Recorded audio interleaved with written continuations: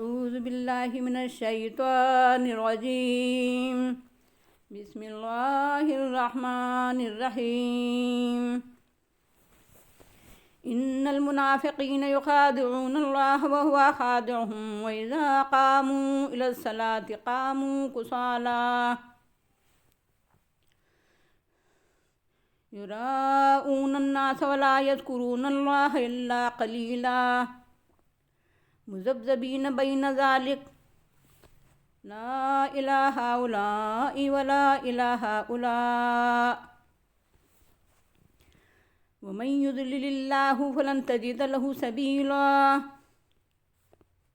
يا أيها الذين آمنوا لا تتخذوا الكافرين أولياء من دون المؤمنين أتريدون أن تجعلوا لله عليكم سلطانا مبينا.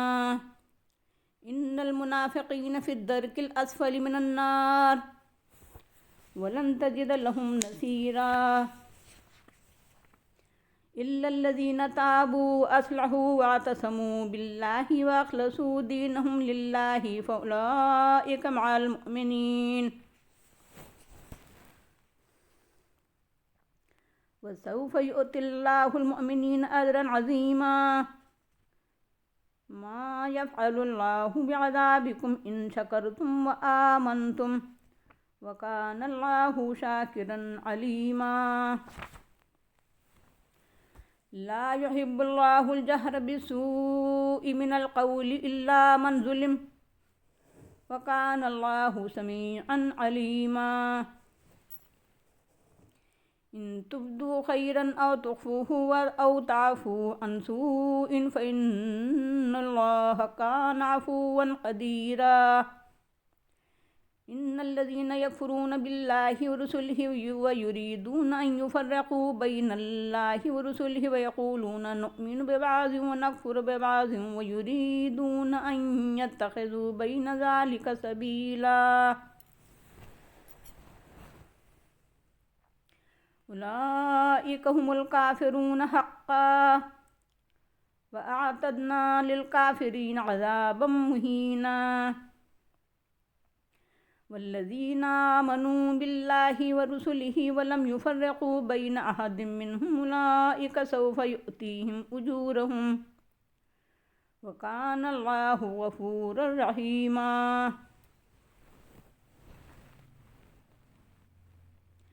یقیناً منافق اللہ کو دھوکہ دیتے ہیں حالانکہ وہ ان کے دھوکے میں رکھنے والا ہے، یعنی ان کو دھوکہ بازی کی سزا دینے والا ہے۔ اور جب نماز کو اٹھتے ہیں تو کسمساتے ہوئے اٹھتے ہیں، لوگوں کے سامنے دکھلاوا کرتے ہیں اور اللہ کو کم ہی یاد کرتے ہیں۔ وہ اس کے درمیان ڈاماڈول ہیں، نہ انہی کی طرف ہیں اور نہ انہی کی طرف ہیں، اور جس کو اللہ گمراہ کر دے اس کے لیے تم کوئی راہ نہیں پاؤ گے۔ اے ایمان والو، اہل ایمان کو چھوڑ کر کافروں کو رفیق نہ بناؤ۔ کیا تم اللہ کو اپنے خلاف واضح حجت فراہم کرنا چاہتے ہو؟ یقیناً منافق جہنم کے سب سے نچلے درجے میں ہوں گے اور تم ان کے لیے کوئی مددگار نہیں پاؤ گے، مگر وہ لوگ جنہوں نے توبہ کی اور اصلاح کر لی اور اللہ سے وابستہ ہو گئے اور اپنے دین کو اللہ کے لیے خالص کر لیا تو یہ لوگ ایمان والوں کے ساتھ ہوں گے اور اللہ اہل ایمان کو بڑا اجر عطا فرمائے گا۔ اللہ تمہیں عذاب دے کر کیا کرے گا اگر تم شکر گزار بنو اور ایمان لے آؤ، اور اللہ شکر گزاروں کی قدر کرنے والا اور علم رکھنے والا ہے۔ اللہ بری باتوں کو کھلم کھلا بیان کرنا پسند نہیں کرتا، مگر جس پر ظلم کیا گیا ہو تو وہ ان لوگوں کے سامنے اظہار کر سکتا ہے جو اس کا تدارک کر سکتے ہوں، اور اللہ سننے والا اور جاننے والا ہے۔ اگر تم بھلائی کو ظاہر کرو یا چھپاؤ یا برائی کو معاف کر دو تو یقیناً اللہ معاف کرنے والا اور قدرت والا ہے۔ یقیناً جو لوگ کفر کرتے ہیں اللہ اور اس کے رسولوں کے ساتھ اور چاہتے ہیں کہ اللہ اور اس کے رسولوں کے درمیان تفریق کریں اور کہتے ہیں کہ ہم ایمان لاتے ہیں بعض پر اور کفر کرتے ہیں بعض کے ساتھ اور چاہتے ہیں کہ اس کے درمیان راہ نکالیں، یہ سب لوگ پکے کافر ہیں اور ہم نے کافروں کے لیے رسوا کن عذاب تیار کر رکھا ہے۔ اور جو لوگ اللہ اس کے رسولوں پر ایمان لے آئے اور ان میں سے کسی کے ساتھ تفریق نہیں کی ان سب کو ان کے معاوضے دیے جائیں گے، اور اللہ بخشنے والا اور رحم کرنے والا ہے۔ یہ سورہ نساء کا 21واں رکوع ہے جس کی تلاوت کی گئی اور ترجمہ پیش کیا گیا۔ آئیے اس میں غور و فکر کر کے منافقوں، کافروں اور ایمان والوں کی شناخت معلوم کریں اور کفر منافقت سے زندگی کو پاک کرنے اور صحیح معنی میں مومن بننے کی فکر کریں۔ سب جانتے ہیں کہ منافقت انتہائی پستی اور کمینہ پن کی صفت ہے۔ منافق در حقیقت نفس پرست اور مفاد پرست ہوتا ہے۔ وہ اسلام اور حق کے لیے مخلص تو کیا ہوگا، وہ کفر اور باطل کے لیے بھی مخلص نہیں ہوتا۔ وہ حق اور ناحق کو ایک فضول بات سمجھتا ہے۔ مفاد ہی اس کے نزدیک حق ہے، اس لیے وہ ہر ایک کے ساتھ دھوکہ بازی کا معاملہ کرتا ہے، حتیٰ کہ وہ اللہ کو بھی دھوکہ دینا چاہتا ہے۔ مگر انسان تو دھوکہ کھا جاتے ہیں کیونکہ ان کو تمام حقیقتوں کا علم نہیں ہوتا ہے اور نہ ہو سکتا ہے، مگر اللہ تعالیٰ کو تمام حقائق کا علم ہوتا ہے۔ عیاں اور نہاں اس کے لیے سب یکساں ہیں، اس لیے منافق کی دھوکہ بازی کو اسی پر الٹ دیتا ہے، اسی کو منافقوں کو دھوکہ دینے سے تعبیر کرتا ہے، یعنی منافقوں کی دھوکہ بازی کا خمیازہ خود انہی کو بھگتنا ہوگا۔ منافقوں کی ایک دھوکہ بازی تو یہی ہے کہ وہ ہوتے تو مفاد پرست ہیں مگر ظاہر کرتے ہیں کہ مسلمان ہیں۔ نبی صلی اللہ علیہ وسلم کے عہد مبارک میں جو شخص باجماعت نماز میں حاضر نہیں ہوتا تھا اور بغیر کسی معقول یا شرعی عذر کے غیر حاضر رہتا تھا، اسے منافق سمجھا جاتا تھا۔ اس لیے منافقوں کو بھی نماز باجماعت میں حاضر ہونا پڑتا تھا۔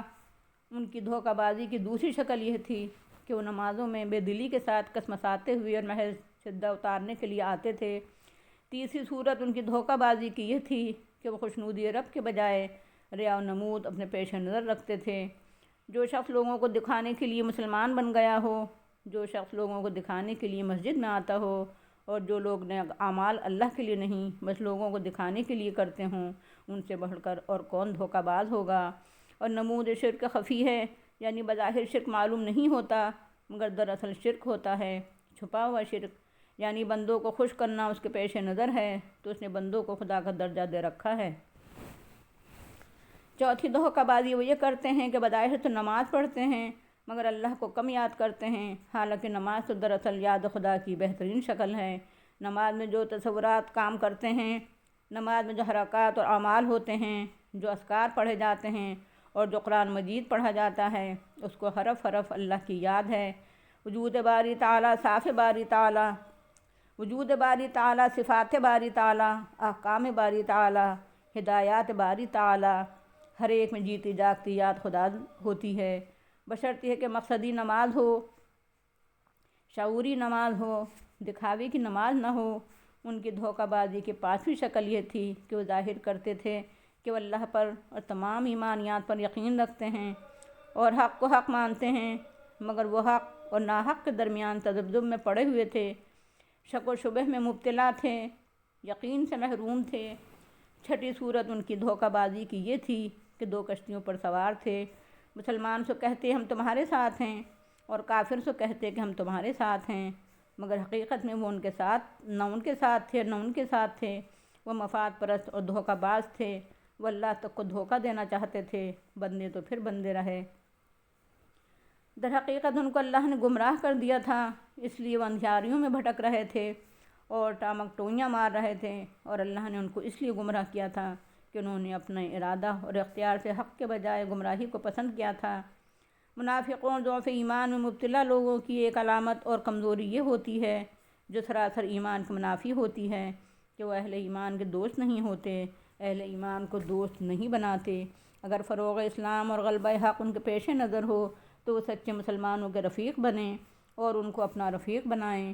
ان کے پیش نظر تو مفاد ہوتا ہے، اور جب مسلمانوں کے بجائے کافروں سے ان کا مفاد وابستہ ہوتا ہے تو مسلمانوں کے بجائے کافروں ہی کو اپنا رفیق بناتے ہیں، انہی سے دوستی گانٹھتے ہیں، اپنی صلاحیتیں اور توانائیاں انہی کے حق میں استعمال کرتے اور کھپاتے ہیں، اپنے کو مومن کہتے ہوئے اور مسلمان سمجھتے ہوئے بھی یہ کافرانہ حرکت کرتے ہیں۔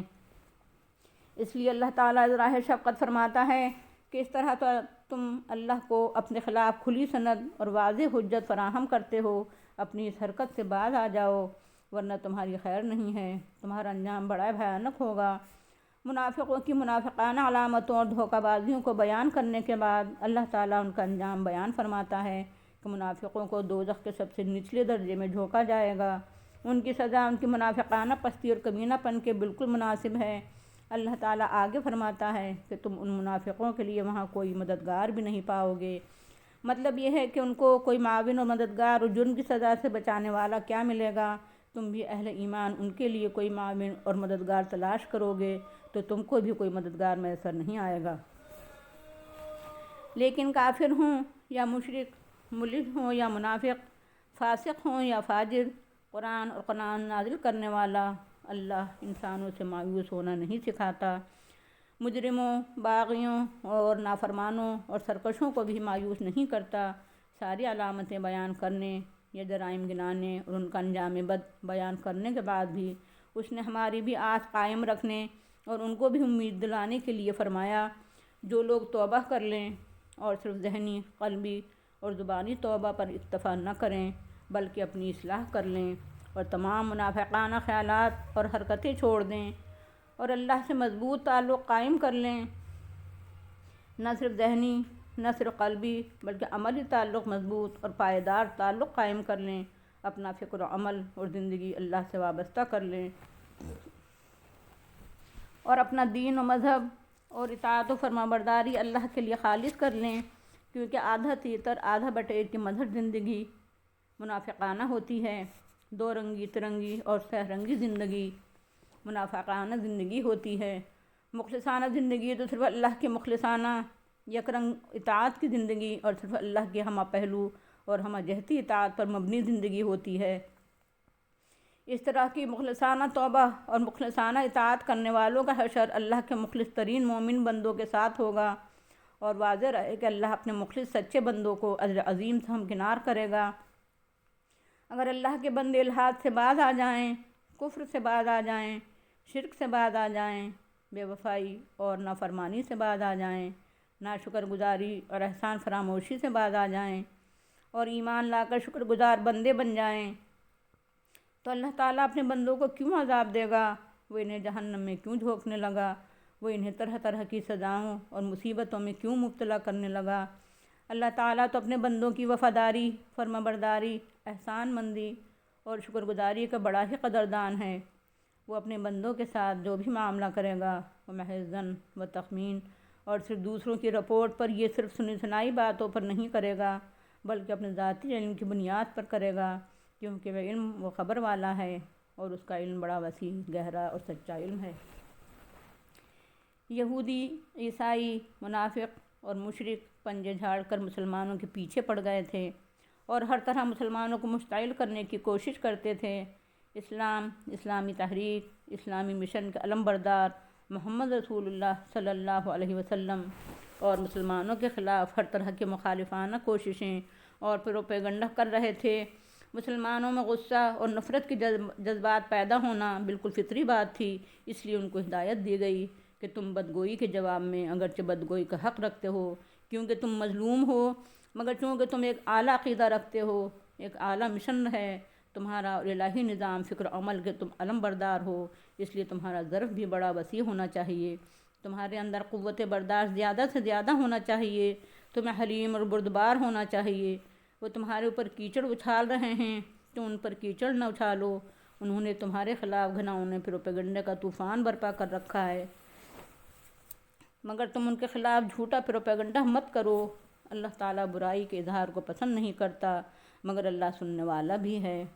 ان کا مخالفانہ جھوٹا پروپیگنڈا، اشتعال انگیز باتیں سب سن رہا ہے، اور جو حرکتیں وہ اسلام اور مسلمانوں کے خلاف کر رہے ہیں اور ان کے جو عزائم ہیں ان کا علم اسے بخوبی ہے۔ ان کی ان حرکتوں کا تدارک اور سد باب وہ خود کرے گا۔ تم تو صبر و حلم کے ساتھ ایمان و اسلام کے تقاضے پورے کرتے رہو اور اسلام کو فروغ دینے اور اس کو قائم اور برپا کرنے کی جہد مسلسل کرتے رہو، کیونکہ جہد مسلسل عمل پہم اور محبت کے قرآنی اور اسلامی پیغام ہی کا ذریعہ تم دلوں کو اور دنیا کو فتح کر سکتے ہو۔ قرآن واقعی اللہ کا کلام ہے اور معجزہ ہے۔ آج کے حالات میں ہمیں واضح ہدایت دے رہا ہے۔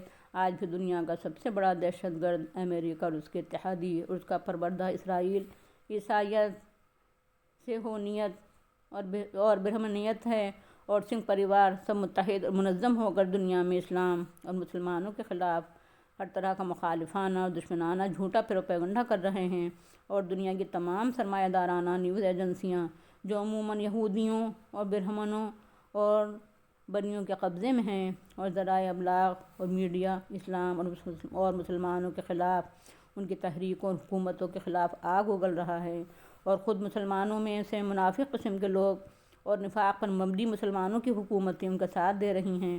ان حالات میں ہمیں کیا کرنا چاہیے؟ ہمیں صبر اور حلم کا دامن ہاتھ سے نہیں چھوڑنا چاہیے، اور اللہ پر بھروسہ رکھنا چاہیے، ایمان اور اسلام کے تقاضے پورے کرنے میں لگا رہنا چاہیے۔ اسلامی تحریکات انتہائی حکمت اور تدبر، جوش اور ہوش کے ساتھ برپا کرنا چاہیے۔ اسلامی پیغام اور دعوت برادران وطن کو حکمت، موعظہ حسنہ اور جدال حسن کے ذریعے دینا چاہیے۔ یہ کام دنیا کے تمام مسلمانوں کو، ان کے علماء اور مشائخ کو اور ان کی حکومتوں کو انجام دینا چاہیے۔ غیر اسلامی تحریکات کو اپنے اندر پنپنے کا موقع نہیں دینا چاہیے۔ اپنے معاشروں میں منافقانہ کوششوں اور حرکتوں پر نگاہ رکھنا چاہیے، جو مسلمان حکومتیں اسلام اور مسلمانوں کے خلاف امریکہ، صہیونیت یا یہود و ہنود کا ساتھ دے کر منافقانہ طرز عمل اختیار کر رہی ہیں، ان کا نوٹس لینا چاہیے۔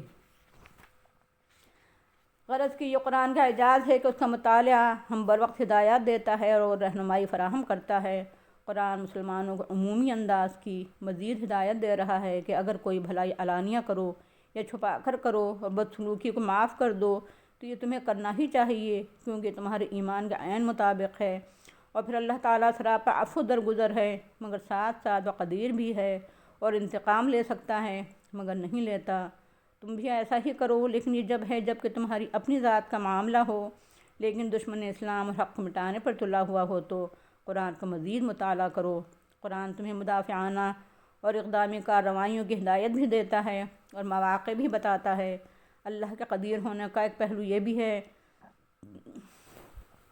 کہ اللہ قادر ہے، اور جب ضرورت سمجھے گا تو اپنی قدرت سے کام لے کر تمہارے ہی ذریعے سے یا کسی اور ذریعے سے دشمنان اسلام کے کارروائیوں اور طاقتوں کو نیست و نابود کر کے رکھ دے گا۔ منافقانہ علامتیں اور ان کا انجام بیان کرنے کے بعد اور مزید کچھ ہدایات دینے کے بعد کافروں کا تذکرہ کیا جاتا ہے۔ جو لوگ اللہ اور اس کے رسولوں کا انکار کرتے ہیں وہ پکے کافر ہیں۔ جو لوگ اللہ اور اس کے رسولوں کے درمیان تفریق چاہتے ہیں وہ پکے کافر ہیں۔ جو لوگ بعض رسولوں کو مانتے ہیں اور بعض کا انکار کرتے ہیں وہ پکے کافر ہیں۔ جو لوگ کفر و اسلام کے درمیان کوئی راہ نکالنا چاہتے ہیں وہ پکے کافر ہیں۔